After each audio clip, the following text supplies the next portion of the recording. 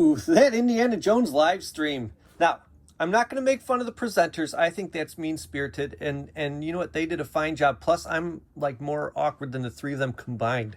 But I do want to talk about how Hasbro dropped the ball when it came to Indiana Jones product choices.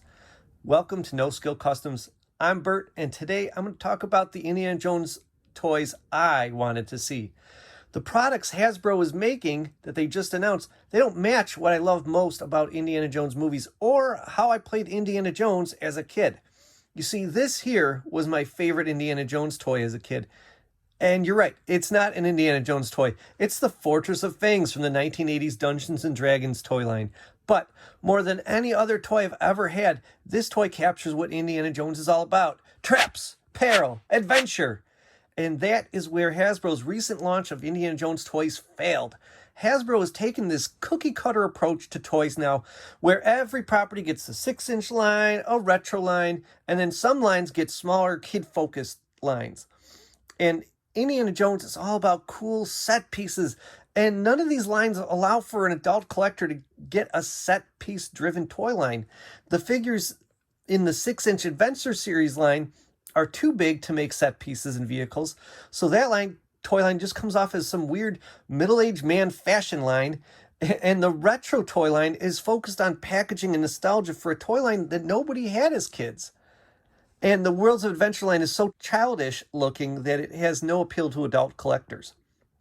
I think many of you already realize that my solution would have been to dust off and continue the 3.75-inch Indiana Jones toy line that was released to coincide with Kingdom of a Crystal Skull in 2008.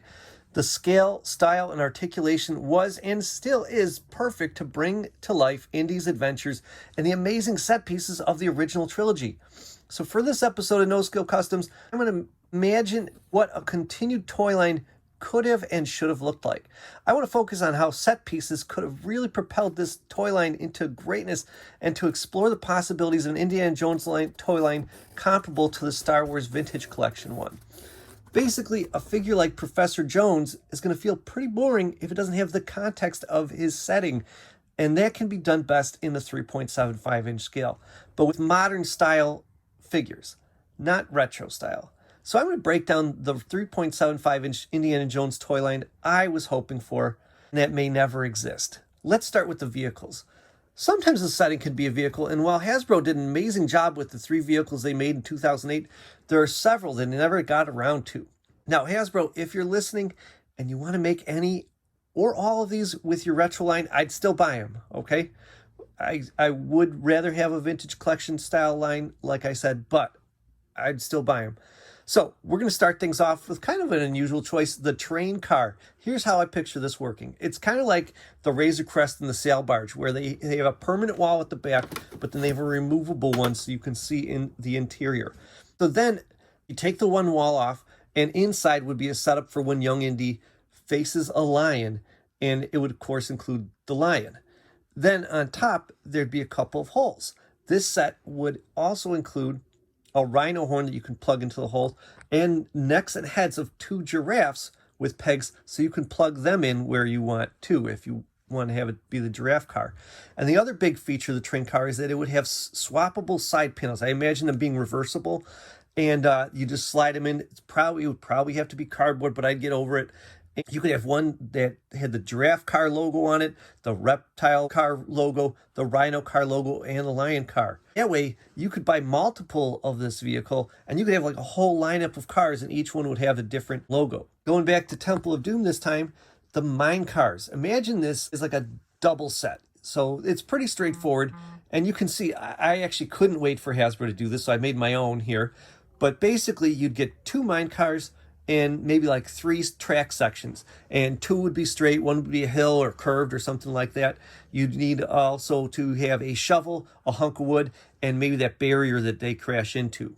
Next is super important. I just hope that they find some way to make this the Mark IV tank from Last Crusade. I love this vehicle, and here's how I would do it. Again, pretty straightforward. This would come with a fully removable top. You take the whole top off, but the top also has like an opening hatch because that's important too. It would have a decorated interior. On the side, it would have those side guns, but one of them, it would be swappable. So it could be intact, or you could take it off and put on one that's peeled like a banana. It would be ideal if it had moving treads, especially since they play so heavily in the action, you know, with Indy's father being dragged along on him. That would be really fantastic. Other one I'd like to see, the Indiana Jones motorcycle and sidecar. This would be maybe obviously a smaller set, or you could put the motorcycle with the sidecar and then have the bad guy motorcycle also. This one's really essential. And actually, with a little bit of modification, you can make it using the 2008 motorcycle. The sidecar is actually one from one of those military toy lines. It almost fits perfectly, but not quite. Next is the flying wing. This would be likely the largest of the vehicles I want to see done. And I believe there's room for them to scale it down a little bit and still have it look good, but they'd have to make sure that the propeller still, lines up appropriately with the mechanic's face. It would be great for this to come with a pilot too. This one is a long shot, but there's that Mercedes the bad guys were in. It mostly just gets bumped off the road, so I'm not entirely sure anyone but me wants this. In fact, I wanted it so bad I made it myself using some expensive model car. But I think that'd be a cool piece to also include in this toy line. So there's several vehicles that they could have been doing. All right, now let's take a look at the play sets that they could have made. First, the boulder and the ramp from Indiana Jones and the Raiders Lost Ark and that very first temple. I mean, I actually think it's kind of criminal that we don't have an Indiana Jones boulder already.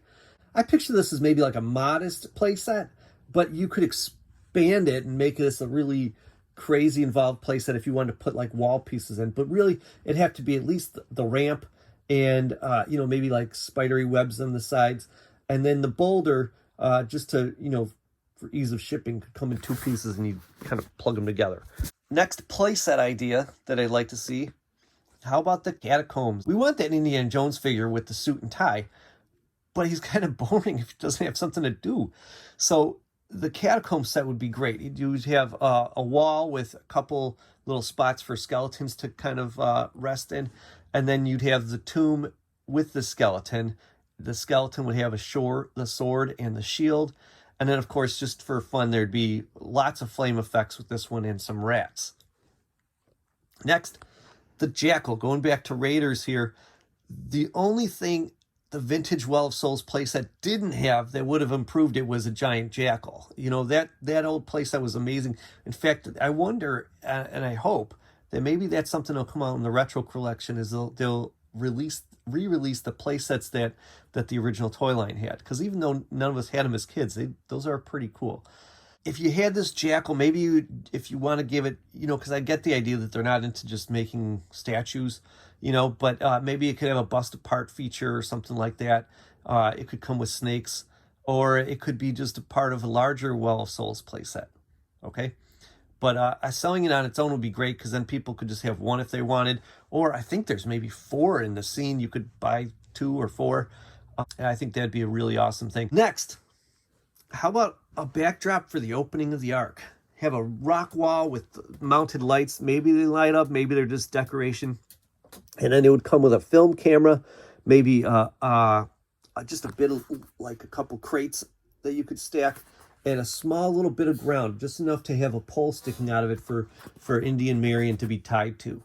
But the best part would be giving it a vac metal Ark with removable lid. And when you remove the lid, you can plug onto the inside a translucent skeleton ghost. And I just think that'd be amazing. It would be huge, but it would be awesome. All right. Next up, you made the Indian Tux in the 6-inch line. I would so love to have seen this as a 3 3/4-inch figure. You could make all the other bad guys in that scene.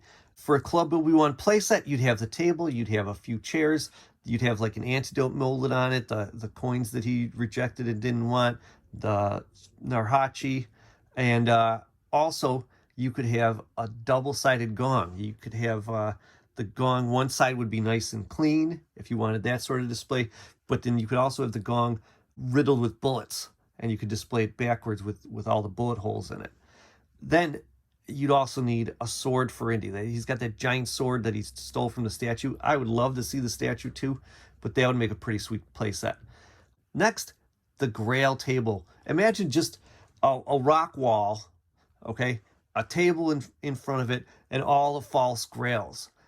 And maybe you could also have the bench that the Grail Knight sits on, and the fountain. And this would be the place that maybe you'd put Walter Donovan, and he'd have, you know, the swappable face, kind of like they did with the 6-inch figure, which looks fantastic, but it scaled right, so it could have this diorama with it to, you know, scale to the 3.75-inch scale.